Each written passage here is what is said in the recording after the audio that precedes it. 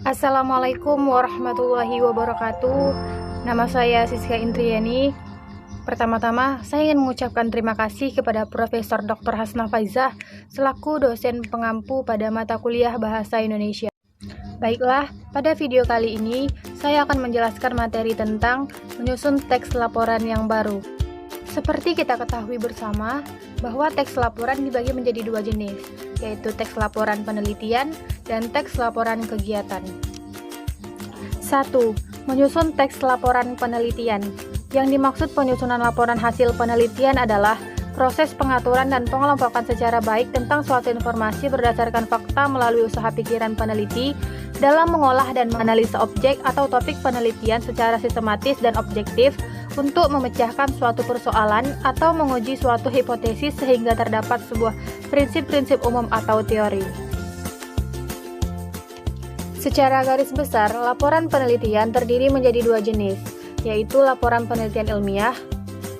Laporan penelitian ilmiah adalah laporan pada hakikatnya menyajikan kebenaran ilmiah hasil penelitian, pengamatan, dan hasil analisis yang cermat. Yang kedua, laporan bukan hasil penelitian ilmiah, merupakan laporan tentang hasil teknis penyelenggaraan kegiatan suatu badan atau instansi. Selanjutnya, fungsi laporan penelitian. Yang pertama, memberitahukan atau menjelaskan tanggung jawab tugas dan kegiatan penelitian. Yang kedua, memberitahukan atau menjelaskan dasar penyusunan kebijaksanaan, keputusan atau pemecahan masalah. Yang ketiga, merupakan sumber informasi. Dan yang keempat, merupakan bahan untuk perdokumentasian. Sementara itu, tujuan laporan penelitian adalah yang pertama, mengatasi suatu masalah. Yang kedua, mengambil suatu keputusan yang lebih efektif. Yang ketiga, mengetahui kemajuan dan perkembangan suatu masalah. Yang keempat, mengadakan pengawasan dan perbaikan. Setelah kita mengetahui tujuan dan fungsi teks laporan penelitian, ada baiknya kita tahu susunan atau format teks laporan penelitian. Yang pertama, harus ada judul. Yang kedua, abstrak. Yang ketiga, yaitu bab 1, di mana bab 1 ini terdiri dari pendahuluan, latar belakang, tujuan penelitian, dan manfaat penelitian. Yang keempat, bab 2, yaitu landasan teori dan tinjauan pustaka, di mana bab 2 ini terdiri dari landasan teori dan tinjauan penelitian terdahulu. Dan yang kelima, yaitu bab 3, metode penelitian, di mana pada metode penelitian ini terdiri dari lokasi penelitian, jenis penelitian, data dan sumber data, populasi dan sampel, teknik sampling, teknik pengumpulan data, validitas data, teknik analisis, dan tahap-tahap penelitian. Yang keenam, bab 4, hasil penelitian dan pembahasan, di mana pada bab 4 ini terdiri dari hasil penelitian dan pembahasan.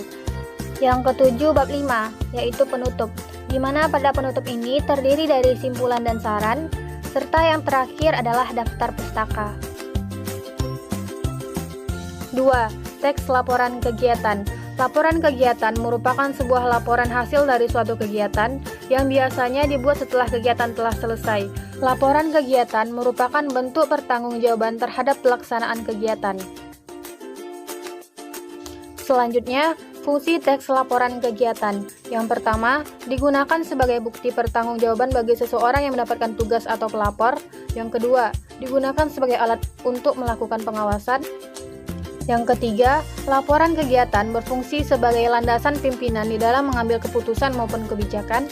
Yang keempat, laporan kegiatan juga dapat digunakan sebagai dokumen untuk bahan studi serta pengalaman untuk yang lainnya.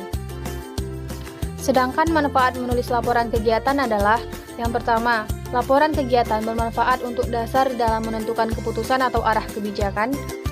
Yang kedua, laporan kegiatan juga bisa digunakan sebagai bahan di dalam penyusunan berbagai rencana kegiatan selanjutnya. Dan yang ketiga, laporan ini juga bisa digunakan untuk mendapatkan informasi seputar pengembangan maupun proses yang berasal dari peningkatan kegiatan tersebut. Serta yang keempat adalah laporan kegiatan juga bermanfaat sebagai sarana informasi. Selanjutnya adalah susunan atau format teks laporan kegiatan. Teks laporan kegiatan yang baik harus memuat bagian-bagian. Yang pertama ada judul, yang kedua kata pengantar, Yang ketiga, bab 1, di mana bab 1 ini terdiri dari pendahuluan, latar belakang kegiatan, objek kegiatan dan strategi pelaksanaannya, serta tujuan kegiatan. Yang keempat, bab 2, deskripsi kegiatan, di mana pada deskripsi kegiatan ini terdiri dari nama kegiatan, lokasi kegiatan, waktu kegiatan, dan pelaksanaan kegiatan. Yang kelima, bab 3, pelaksanaan kegiatan, yang terdiri dari peserta dan hambatan dan kesulitan. Yang keenam, bab 4, yaitu penutup, yang terdiri dari kesimpulan dan saran. Dan yang terakhir adalah daftar pustaka. Sekian penjelasan dari saya. Apabila terdapat kesalahan, mohon dimaafkan. Assalamualaikum warahmatullahi wabarakatuh.